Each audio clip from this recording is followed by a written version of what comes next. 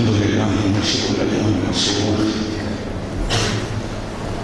ومفيد الأهوام والظهور. أحمده سبحانه ربي وأشكره وأتوب إليه وأثني عليه واستغفره، وأشهد أن لا إله إلا الله وحده لا شريك له، وأشهد أن محمدا نبي الإسلام وسيد الأنام عليه وعلى آله وأصحابه ومن تبعهم أفضل الصلاة والسلام. Sifa kamilifu mstahiki Allah subhanahu wa ta'ala, mwanzilishi wa siku. Sifa kamilifu mstahiki Allah subhanahu wa ta'ala, mwenye kuziondoa siku. Ana haki ya kusifiwa Rabbul Izzati wal Jalal, karne na miezi anaviondoa na kusifu Allah na kutukuza na tubia kwako Rabbul Izzati wal Jalal. Nashuhudia kuwa Muhammadi ni mja wako pia mjumbe wako, baada ya kuwa nimeshuhudia kuwa wewe ni mmoja, huna mshirika. Amani na salama zimfikie Rasulullah sallallahu alaihi wasallam, mbora wa viumbe, yeye na hadithi na sahabazi na wale ambao watafuata nyayo zake mpaka siku ya mwisho. Ibadallah, usikum wa nafsi bitaqwallah tabaraka wa taala, na kuhusiana nikisia nafsi yangu kumchana kumwogopa Allah. Tadarrau biha shiddatan wa rahaa, jalieni kumwogopa Mwenyezi Mungu ndiyo ngao yenu itakayokuzuieni kuingia katika moto wa jahannama, na mjalie ni ngao ambayo mtaitumia wakati wa matatizo, wakati wa faraja, kwani ndio ufunguo pekee Mwenyezi Mungu alitupa utakao tufikisha katika ufalme wake. Mwenyezi Mungu ameapa, minkum illa wariduha, na kuwapieni hakuna kiumbe chochote isipokuwa kitapita juu ya moto.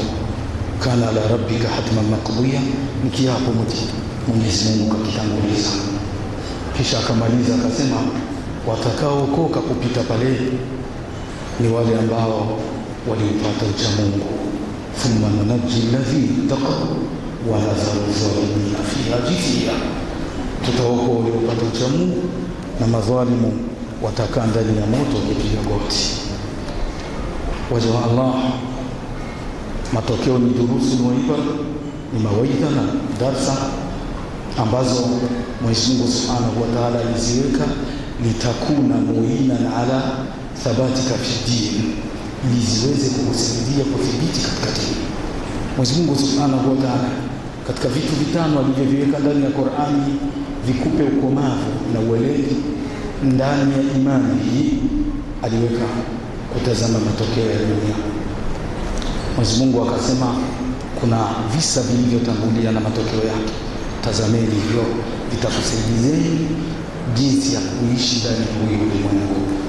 Kadhalika nakusu alaika min ambai rusul, na kusimulia visa vya mitume waliokutangulia Muhammad kwa malengo ili upate thabati ndani ya dini, ili upate msimamo bora na ujue njia ambayo utakayoitumia fi hayatika dunia.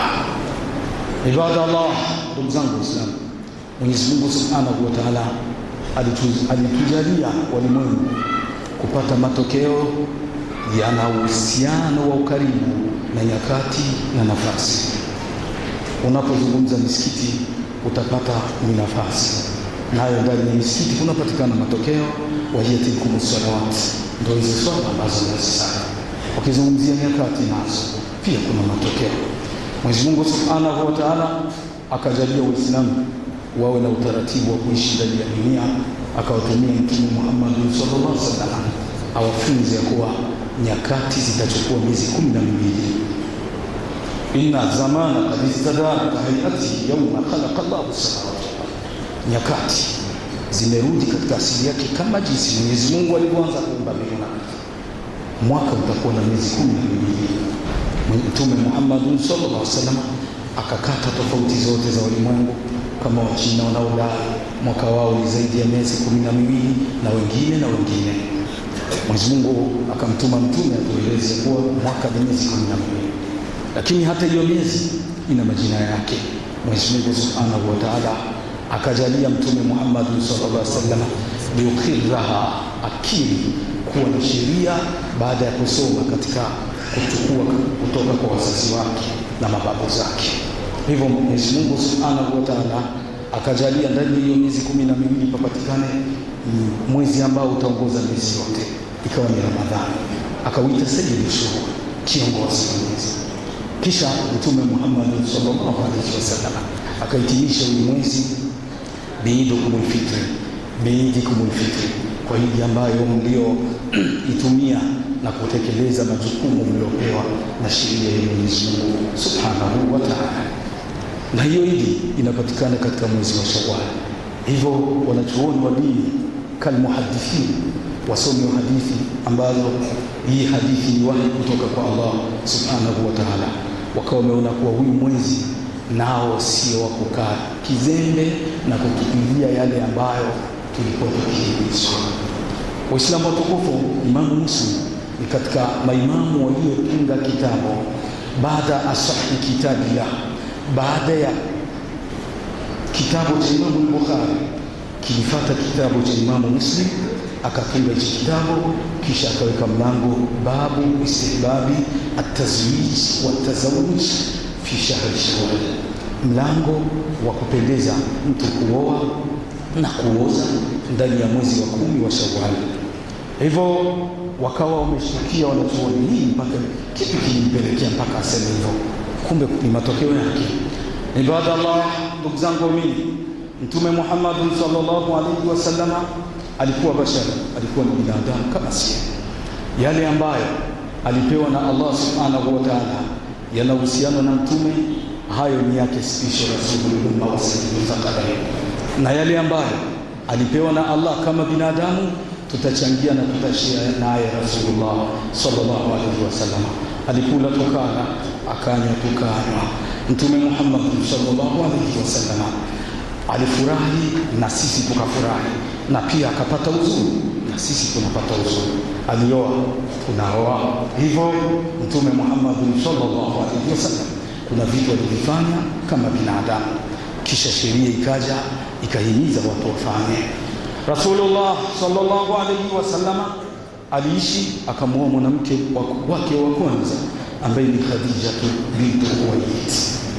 Mtume Muhammad sallallahu alaihi wasallam tasaddaqa alaiha 20 bakran min al-ibil, akampa mahari Khadija binti Khuwailid, mahari ya ngamia 20 bihuli malihi, huwa kwa mali zake ambazo hakuchangia na yoyote. Rasulullah sallallahu alaihi wasallam, tukajifunza kwa Mtume Muhammad sallallahu alaihi wasallam, mali haitoki isipokuwa inatoka kwa muhusika mwenyewe. Rasulullah sallallahu alaihi wasallam akamuoa mke wa kwanza duniani Khadija binti Khuwailid. Wakati kanat kubra, alikuwa ni mkubwa kwake Mtume Muhammad sallallahu alaihi wasallam, wa hiya biduni ilmi, hakuwa na miaka 40 kama tazumu ahlu kama yazumu ahlu kama jinsi baadhi ya watu wanadai kwamba alikuwa na miaka 40 Khadija binti Khuwailid. Mtume Muhammad sallallahu alaihi wasallam akamuoa kwa mali yake ambayo aliitumia Rasulullah sallallahu alaihi wasallam na kuitafuta. Alipomuoa Khadija taalaqa biha, akampenda Khadija na akaueleza ulimwengu kuwa anampenda mke wake ambaye ndio mke mkubwa ambaye hatolinganishwa na yote kwa wake zake Mtume Muhammad sallallahu alaihi wasallam. Naqil fuadaka haythu shi'ta min alhawa malhubu illa lilhabibi alawwal, wale watu sieni hamisheni au watu sieni hamisheni mapenzi mnakokutaka, hakuna mapenzi yatalingana na yule ambaye uliomuoa kwanza. Hivyo amesema mtunzi wa mashairi, hamisha mapenzi yako popote unapotaka. Malhubu illa lilhabibi alawwali, mapenzi hayawezi yoyote yale ambayo yatakuwa duniani hayatulingana na mke mkubwa. Mke mkubwa anabaki mkubwa na mambo yake ni makubwa, na mdogo ni madogo na mambo yake hivyo hivyo yatakwenda sawa na udogo wake.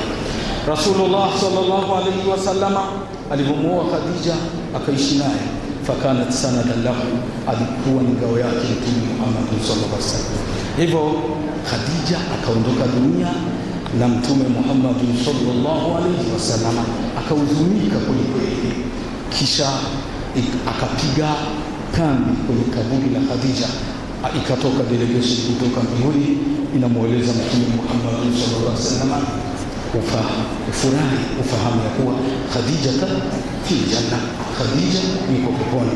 Hivyo akatulia Rasulullah sallallahu alaihi wasallam, akachukua burhati min zaman, nyakati fulani Mtume Muhammad sallallahu alaihi wasallam hajaoa Rasulullah sallallahu alaihi wasallam, na hakuna yote atasalimika kwenye dini za binadamu, hakuna yote ataishi yuko mbali na kauli za binadamu.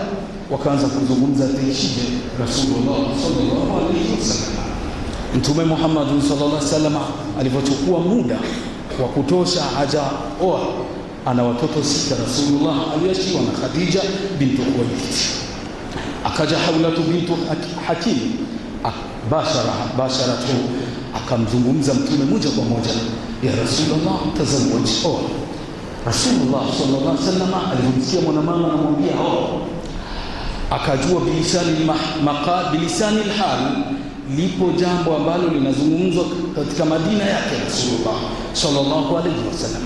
Akamwambia wala atazawajuha, ni muoe nami, nina watoto 6 na kuna mdogo kabisa Fatima Zahra ambaye ndio wa mwisho kwenye mgongo wangu kupitia kwa Khadija bintu Khuwailid.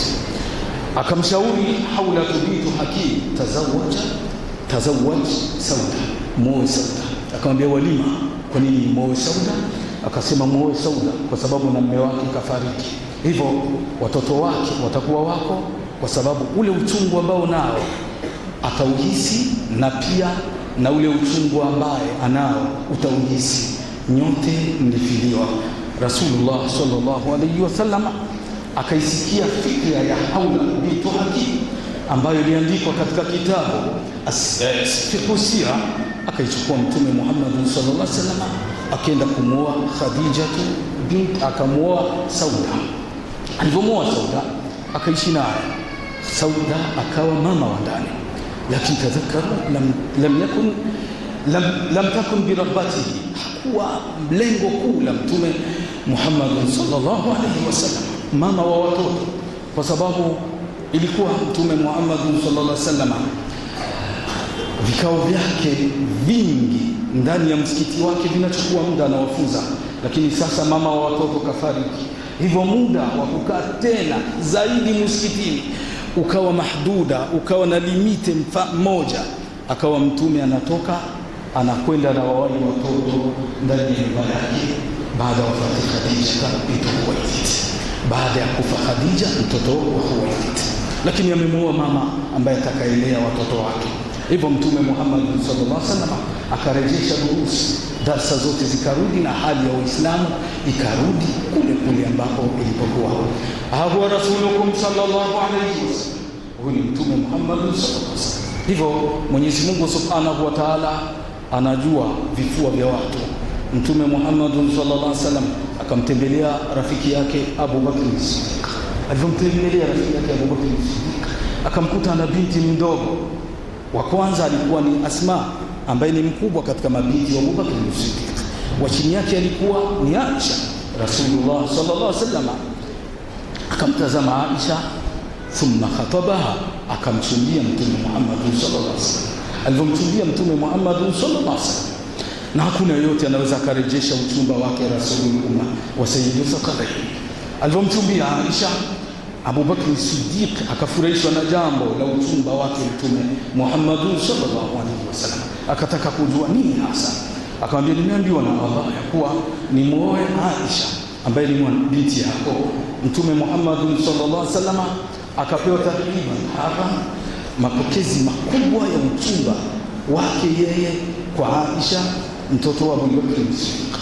Mtume Muhammad sallallahu alaihi wasallam akakaa kimya burhati min zaman, nyakati fulani Abu Bakr Siddiq anashindwa kumzungumza Mtume. Vipi, mbona umekaa kimya? Kumepita muda sijasikia majadda jadid, kuna nini hasa? Anashindwa kumzungumza Mtume. Ghalabatu haibatu nabii sallallahu alaihi wasallam, cheo cha Mtume kinamshinda kumkabili yeye. Mtume Muhammad sallallahu alaihi wasallam.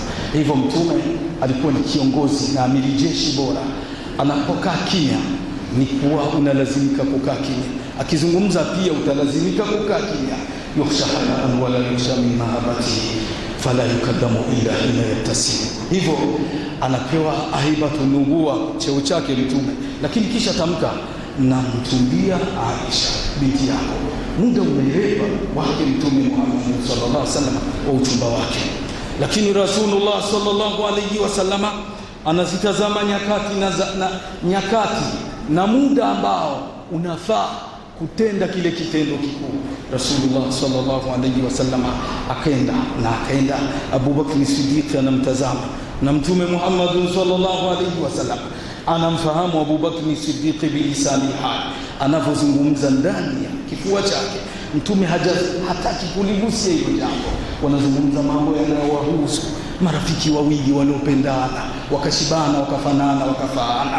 Hivyo Rasulullah sallallahu alaihi wasallam akakaa kimya kabisa mpaka mwezi wa Ramadhani ukenda. Hapa kabla ya mwezi wa Ramadhani Abu Bakr Siddiq kisha iandaa nyumba yake. Hivi mwezi wenyewe ndio huyo, analazimika, atahitaji, lazima atekeleze. Rasulullah sallallahu alaihi wasallam bado hajasema jambo lolote. Mwezi umekatiza, laidi hiyo imekwenda, imeingia Shawwal. Anakwenda na mnongoneza rafiki yake, nahitaji kufunga ndoa na binti yako. Mtume Muhammad sallallahu alaihi wasallam akafunga ndoa na Aisha bintu Abi Bakr Siddiq, wakana fi shahri Shawwal. Ulikuwa ni mwezi wa Shawwal. Hapa ndipo wanachuoni wote wakapendekeza, wawaji sikieni, wale wenye malengo yenu sikieni, bado muda upo, ndo mwezi wenyewe wa baraka, ndo mwezi wenyewe wa kudumisha hili ndoa, hili jambo, ndo mwezi wenyewe unafanya hii ibada ishamiri. Hivyo Waislamu wakaweka mlango babu istihbabi tazwij wa tazawuj fi shahri Shawwal, mlango wa kupendeza kuoa pia na kuoza mwezi wa Shawwal. Fanyeni kitendo alichokifanya Mtume Muhammad sallallahu alaihi wasallam, tuflihu.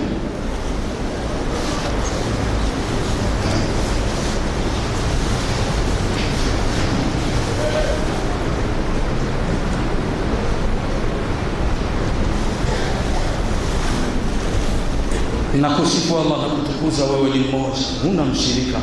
Muhammad mtoto wa Abdullah, mja wako Allah, pia mjumbe wako. Amani na salama zimiminikie Mtume Muhammad sallallahu alaihi wasallam. Ibadallah, ndugu zangu, mimi Mtume Muhammad sallallahu alaihi wasallam, hizi nyakati hizi ambazo nyakati zenyewe ndiyo miezi hii miezi yenyewe, leo tumo ndani ya mwezi wa Shawwal. Mtume Muhammad sallallahu alaihi wasallam aliyapata mengi yenye kufurahisha na hata yale yenye kuchukiza. Walizamani masaratu wa azanu, nyakati hizi mjue kuwa kuna zile zenye kuumiza, zitakuumiza tu, na kuna zile ambazo zinafurahisha. Huyo ndio utaratibu wa dunia. Rasulullah sallallahu alaihi wasallam mwaka wa pili mwezi wa Ramadhani alifurahi. Mtume Muhammad sallallahu alaihi wasallam jina lake likatanda ulimwenguni na likazagaa. Matokeo aliyoyafanya ndani ya mwezi mtukufu wa Ramadhani yakasikika ulimwengu mzima, wakawa wanazungumza Waarabu. Sasa thubutuni sasa kutusogelea. Waarabu wameshapata mtetezi, na hasa Waislamu na hata wale ambao sio Waislamu wanasikia alichokifanya mtume baada ya kuwa yeye ni mtume lakini Mwarabu. Wakawa wanajigamba. Mmoja katika waliojigamba, msemaji porte parole wake Mtume Muhammad sallallahu alaihi wasallam, anawaambia makafiri, sikilizeni, wa biyaumi badrin hina tuharuhum Jibril tahta liwaina wa Muhammad. Siku tuliyokuwa tunakata vichwa vyenu ni makafiri, aliokuwa na beba bendera, aliyekuwa anashikilia bendera ni Jibril na Mtume Muhammad sallallahu alaihi wasallam. Tuambieni tunashindwa kwa njia zipi? Tuambieni mtatuweza kwa njia zipi? Kwa hila zipi? Kwa utaratibu upi? Kwa mfumo upi? Likasikika hili jambo ambalo lilitendeka mwezi wa Ramadhani. Mwenyezi Mungu Subhanahu wa Ta'ala anatazama tokeo, huku wanamuona Muhammad, wanampa cheo kikubwa, wanaamini. Mwenyezi Mungu Subhanahu wa Ta'ala akajalia mwezi wa Shawwal litokeo jambo ambalo litakuja kuzungumzwa tu ni yeye. Hawezi akawa na mshirika, hawezi akachangia na yoyote, na yuko mbali na kuchangia na yoyote, haiwezekani, ni yeye peke yake. Mwenyezi Mungu Subhanahu wa Ta'ala akajalia papatikane vita kubwa ya Uhud. Ilikuwa mwaka wa 3, mwaka wa pili ilikuwa mwezi wa 9, mwaka wa 3 ilikuwa mwezi wa 10 ambao ni mwezi wa Shawwal. Likajitokeza tokeo, wakaja makafiri, tumepigwa kweli, walipigwa makafiri mpaka wakatoa amri, kafiri yoyote Maka hakuna kulia, hakuna kutoa chozi, kwa sababu ni aibu. Tumepigwa na mtu ambaye hana jina, tumepigwa na mtu ambaye hatukutarajia kuwa atatupiga. Sasa tunasema hakuna kulia, hakuna kusikika, hakuna kukaa kinyonge. Hivyo ni amri ya serikali ya Maka. Waislamu tayari wameshaona ni aibu. Sasa tunaandaa jeshi liwe na silaha kubwa na idadi ambayo ni ya kutosha. Rasulullah sallallahu alayhi wasallam akasikia ujio wa jeshi la makafiri. Ilikuwa ni mwezi wa Shawwal. Rasulullah anapiga mahesabu yake, wakiingia ndani ya Madina, sawa ni wapige wataharibu vyangu, sawa wanipige wataharibu vyangu. Siasa yake Mtume Muhammad sallallahu alaihi wasallam, akatoka nje ya Madina, ilikuwa kwenye uwanja wa Uhud, mbali kabisa na ukati au ndani wa Madina. Akenda kwenye uwanja wa Uhud, anakwenda kuwaziwia, lakini ana jeshi lenye idadi ndogo, lakini akalipa uwezo mkubwa ambao alipewa na Allah Subhanahu wa Ta'ala, na kuhakikishieni watu 40 akakamlima, msitoki hata kama nitakuwa nimeshindwa au nimeshinda, msitoki na kuombeni, msitoki. Nimesikia ndio, nimesikika ndio. Rasulullah sallallahu alayhi wasallam akenda tena, akarudi akawaambia, nikifa au sijafa msitoki, tumeshindwa au tumeshinda msitoki, nimesikika ndio. Akamwambia, sikilizeni, sio hilo tu, hata kama nitauawa, kisha ndege wanakuja kuchukua miili yetu, ndege wana kanuni ya kula mizoga, hata kama tutakuwa na hiyo hali, msitoki. Ndio, hatutatoka. Rasulullah akaingia vitani. Alivyoingia vitani, amelipanga jeshi lake vizuri. Wingi sio lengo. Wa in tutiu akthara man fil ardi yudilluka, ukitii wingi wa wale ambao wako ardhini watakupoteza. Lengo ni itikadi. Rasulullah sallallahu alaihi wasallam akawa ameboresha kikosi chake cha watu wadogo, wanaingia vitani. Akawapa darsa la kwanza kabisa makafiri. Alivyowapa darsa la kwanza, makafiri wakaona sio kawaida, wanapigwa, hawajui wanapigwa na nani. Huku wanapigana chini, na huku Rumaa, wale ambao wanatupa mishale kwenye kale kamlima Jabal Rumaa, wanasukuma mishale ambayo inawasumbua watu wa huku mwisho. Hapa katikati Mtume anao, wanashindwa nani ambaye anatupiga. Akatokea mmoja anatazama, Khalid ibn al-Walid, nani ambaye anatupiga? Tunapigwa huku pia na nyuma ya mgongo tunapigwa, kwa utaratibu upi? Alipotazama akagundua siasa yake Rasulullah sallallahu alayhi wasallam. Akarudi nyuma, huku wengine wanapigana makafiri. Alivyorudi nyuma, ikaonekana Mtume asambaratishe ili kundi lililobaki, wale ambao walikuwa katika mlima. Tazameni wenye kukataa sunna, tazameni wenye kubisha sunna, mtaisha tu, hamna nafasi, mtaondoka tu. Kuna watu walifanya mengi, walifanya uchafuzi kwa kujiunga kwa wingi, sijui walifanya. Nakumbuka, nina kumbukumbu hizo.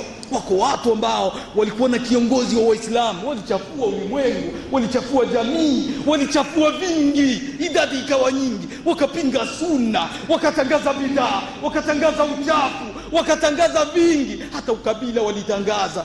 Nakumbuka walimtangaza kadhi wa Uislamu halia hivi ya kuwa yeye ni mgeni, mtu ambaye hana hata mara moja, hata chembe ya hayo ambayo wanadai. Wako tunawafahamu, walikuwa na umoja, wako nyuma ya kiongozi ambaye kana nazilan ala almuslimin, alikuwa na upanga mkubwa. Ni historia hii itasomwa tu, lakini waliharibu, wakafanya mengi. Lakini leo wako wapi? Hawapo tena, bado wanasikilizia, bado eti wanajipanga. Hao wapo ndugu zangu waumini, lakini nguvu tena hawapo. Hapa ndipo mkumbuke kuwa siku nazo hazigandi. Wadhakiruhum bi ayamillah, wakumbushe siku za Mungu hizi. Ndugu zangu, mimi Mtume Muhammad sallallahu alaihi wasallam analikimbiza ili kundi baada ya kuwa amelitekeleza.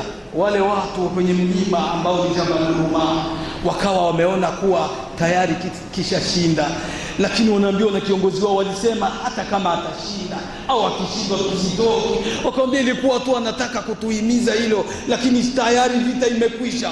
Wanashuka mmoja baada ya mwingine, walikaa watu 14 wamekaa wakitekeleza amri ya Mtume Muhammad sallallahu alaihi wasallam. Waislamu hawa watu 14, Khalid ibn al-Walid anakuja na jeshi lake nyuma, taratibu akavamia watu 14 wote, akawaangamiza. Kisha yeye ndio akawa kwenye mlima anasukuma mishale kwa Waislamu. Mtume anapiga huku, anagundua kuwa pia anapigwa nini, anatazama nafasi aliyoweka watu wake hawapo tena. Hivyo ndivyo kukhalifu sunna za Mtume Muhammad sallallahu alaihi wasallam. Rasulullah sallallahu alaihi wasallam hamuhul akbar, hivi sasa lengo lake kubwa ni kuokoa hizi nafsi ambazo zimebaki katika uwanja. Akautazama mlima wa Uhudi, akamwambia nyote pandeni mlima. Anawapandisha mlima, na wewe Mtume bado anafikiria nani ambaye atashindwa kupanda. Anawapandisha mlima haraka Rasulullah sallallahu alaihi wasallam. Huko akaja Ibn Qam'a, alimpiga chuma kwenye mdomo wake Rasulullah, jino lake likang'oka. Akamwambia chukua leo na kupiga Ibn Qam'a, leo itabaki athari yangu, leo utanitambua Uislamu wako. Mtume damu zinavuja, waliopanda mlima hakuna haja ya kuwa hai. Baada ya Mtume kuwa amejeruhiwa, amekufa, wanashuka. Ibn Qam'a anatazama, nikibaki hawa wananila. Wakamchukua Mtume Muhammad sallallahu alaihi wasallam, maswahaba wanampandisha mlima. Walivyompandisha mlima, damu zinavuja kwake Mtume Muhammad sallallahu alaihi wasallam. Nini hasa? Mwenyezi Mungu anatoa funzo kubwa kwa walimwengu. Alipiga, mnakumbuka aliwapiga makafiri, ilikuwa ni mwezi wa Ramadhani, mwezi wa Shawwal. Mimi nimeweka apigwe. Alipigwa Mtume, akawa amejeruhiwa Rasulullah sallallahu alaihi wasallam. Mwenyezi Mungu anawafunza walimwengu, mjue na mtambue, litaalamu anna alwajha alladhi la yatarihi naqs huwa wajhu Allah tabaraka wa taala. Mjue kuwa uso ambao hauguswi ni uso wake Allah subhanahu wa ta'ala. Mtume anawekwa kwenye mlima, damu zinamiminika, wanampangusha Mtume Muhammad sallallahu alaihi wasallam. Makafiri wako chini wanajitangaza, twambieni Muhammad yupo hai. Anawaambia la tujibu, waacheni msijibu.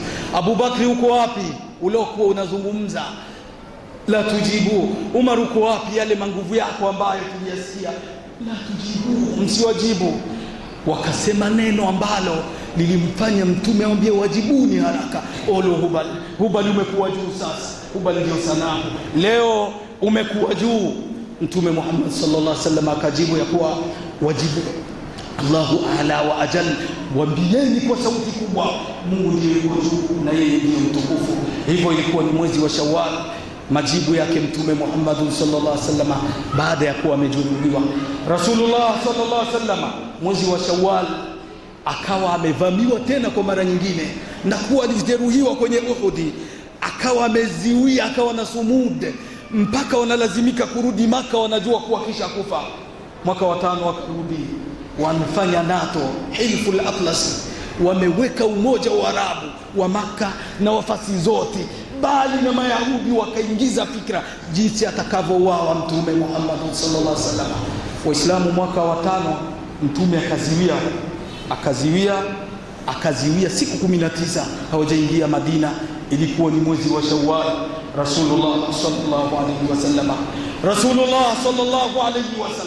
mwaka wa 8 mwezi wa Shawwal akapigana vita ya Hunaini.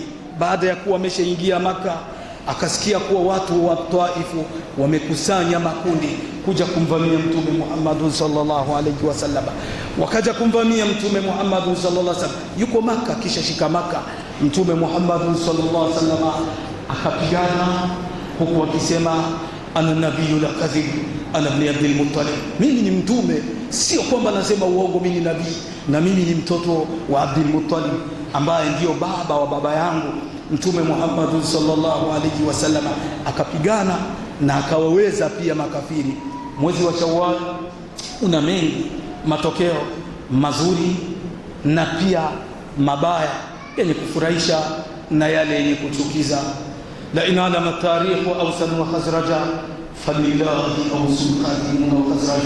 Ningesoma historia ya wale waliotangulia Aus na Khazraj, masahaba wa Madina, mngelikuwa hivyo hivyo kama masahaba, mngekanyaga walipokanyaga, mngefanya walichokifanya, mngeishi walivyoishi. Hivyo kutokusoma historia uliwapelekea kutokujijua mlifanya nini, walikanyaga wapi, waliishije, waliuziana vipi, waliozana vipi katika matokeo, katika nyakati na nafasi ambazo Mwenyezi Mungu Subhanahu wa Ta'ala aliwazawadia. Thumma alamu ibadallah annakum fi yawm al-jum'ati sayyidil ayyam fasallu fihi wa sallimu ala sayyidil anam dhil wajhi al-anwar wal jabin al-azhar الشافع المشفع فيها الرسول في يوم المحشر إن الله وملائكته يصلون على النبي يا أيها الذين آمنوا صلوا عليه وسلموا تسليما. وارض اللهم عن الخلفاء الأربعة أبي بكر الصديق وعمر الفاروق وذي النورين عثمان وأبي الحسنين علي وعن ستة المبشرين سعيد وسعد وابن عوف وطلحة وعامر فيهم والزبير والدار. اللهم اعز الإسلام والمسلمين وأذل الشرك والمشركين ودمر أعداءك أعداء الدين.